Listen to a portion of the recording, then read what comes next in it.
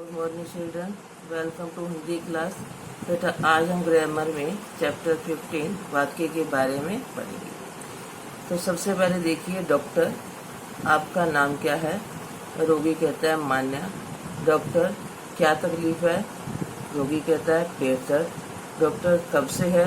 रोगी कहता है कल रात से। आपने देखा कि अपनी बात को एक दूसरे तक पहुंचाने के लिए हम वाक्यों का सहारा लेते हैं।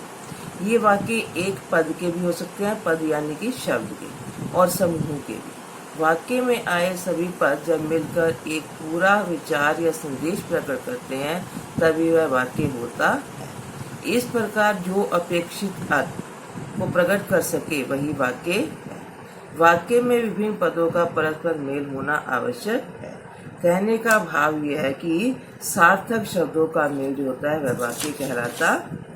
सार्थक शब्दों का मेल से बनने वाली इकाई वाक्य कहलाती है। मानव का स्वभाव है कि प्रायः वह संक्षिप्तीकरण की तरफ जाता है, कि कम से कम बोला जाए, इस तरफ जाता है। इसलिए उत्तर देते हुए एक पद का वाक्य भी बोलता है, परंतु उसका अर्थ पूरे वाक्य में ही ग्रहण किया जाता है।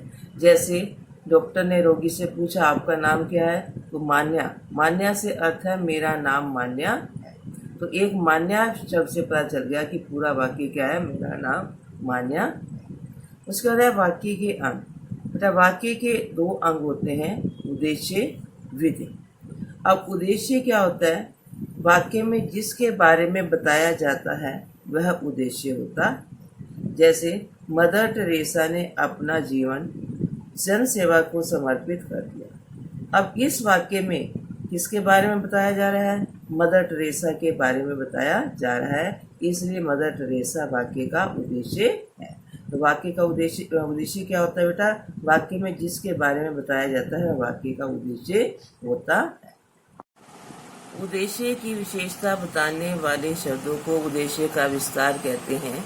जैसे दया की मूर्ति मदर टेरेसा ने अपना जीवन जन सेवा को समर्पित कर दिया। इस वाक्य में दया की मूर्ति उद्देश्य मदर टेरेसा का विस्तार है, क्योंकि यह मदर टेरेसा की विशेषता बता रहा है। इस प्रकार उद्देश्य के विस्तार के लिए कर्ता से पहले विशेषण आदि शब्द जोड़े जाते हैं तो वे उद्देश्य का विस्तार बन जाता है। नंबर 2 है विधेय। उद्देश्य के बारे में जो कुछ कहा जाता है वह विधेय कहलाता है। जैसे पहले दिए गए वाक्य में अपना जीवन जन सेवा को समर्पित कर दिया, विधेय है, क्योंकि यह कथन मदर टेरेसा के बारे में कहा गया है। इस प्रकार दया की मूर्ति मदर टेरेसा, इसका उद्देश्य का विस्तार है, और अपना जन सेवा को समर्पित कर दिया, यह विधेय है। अब विधेय का विस्तार। विधेय में विशेषण, क्रिया विशेषण या कर्म जोड़कर विधेय को विस्तार दिया जाता है। जैसे दया की मूर्ति मदर टेरेसा ने अपना समस्त जीवन जन सेवा को समर्पित कर दिया। अब समस्त शब्द विशेषण शब्द है जो जीवन यानी कि संज्ञा से पहले जुड़कर विधेय का विस्तार कर रहा है। तो ये था बेटा हमारा विशेष उसके वाक्य के अंग, उद्देश्य और विधेय। उसके बाद है हमारे वाक्य के भेद। वाक्य के 2 भेद किए जा सकते हैं। नंबर 1 है अर्थ के आधार पर, नंबर 2 है रचना के आधार पर। इस वीडियो में बेटा हम अर्थ के आधार पर वाक्य के कितने भेद होते हैं उसके बारे में पढ़ेंगे। अर्थ के आधार पर वाक्य के 8 भेद हैं। विधानवाचक, निषेधवाचक, प्रश्नवाचक, विस्मयादिबोधक, आज्ञावाचक, इच्छावाचक, संदेहवाचक और संकेतवाचक। नंबर 1 है विधानवाचक।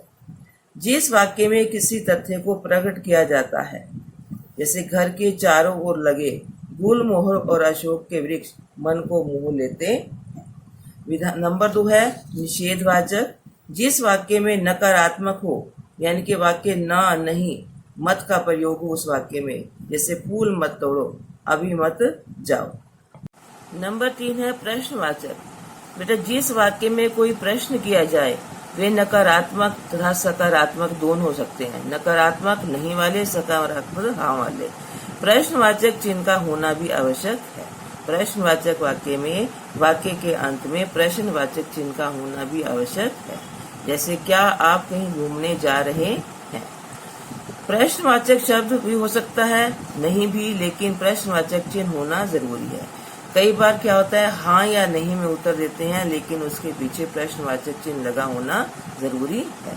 नंबर 4 है विस्मयादि बोधक। जिस वाक्य में हर्ष, शोक, विस्मय, घृणा आदि का भाव प्रकट हो, जैसे वाह भारत क्रिकेट मैच जीत गया, इसमें हर्ष का भाव है, अहो कितनी गर्मी हो रही है।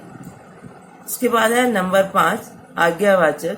जिस वाक्य में आज्ञा या अनुमति, प्रार्थना, विनय, अनुरोध का भाव हो, जैसे अब आप बैठ सकते हैं, इसमें आज्ञा दी जा रही है, आइए बैठिए। नंबर 6 है इच्छावाचक वाक्य। जिस वाक्य में वक्ता की इच्छा, आशा, शुभकामना, आशीर्वाद आदि का भाव हो, जैसे ईश्वर आपकी यात्रा सफल करे, इसमें शुभकामना दी जा रही है। आज तो कोई बढ़िया सा खाना खिला दो, इच्छा प्रकट की जा रही है। नंबर 7 संदेहवाचक। जिस वाक्य में संदेह या संभावना का भाव हो, जैसे शायद वह रात को लौटेगा, संभावना की जा रही है, संभवतः वह नहीं आएगी, संभावना की जा रही है इसमें। नंबर 8 है संकेतवाचक। इस वाक्य में एक क्रिया का होना दूसरी क्रिया पर निर्भर करता है, जैसे यदि ध्यान दिया होता तो यह हाल ना होता। अब यह हाल ना होता क्रिया जो है वो ध्यान न दिया के ऊपर निर्भर है। यदि राकेश आता तो सुरेश को घर जाने की आवश्यकता नहीं पड़ती।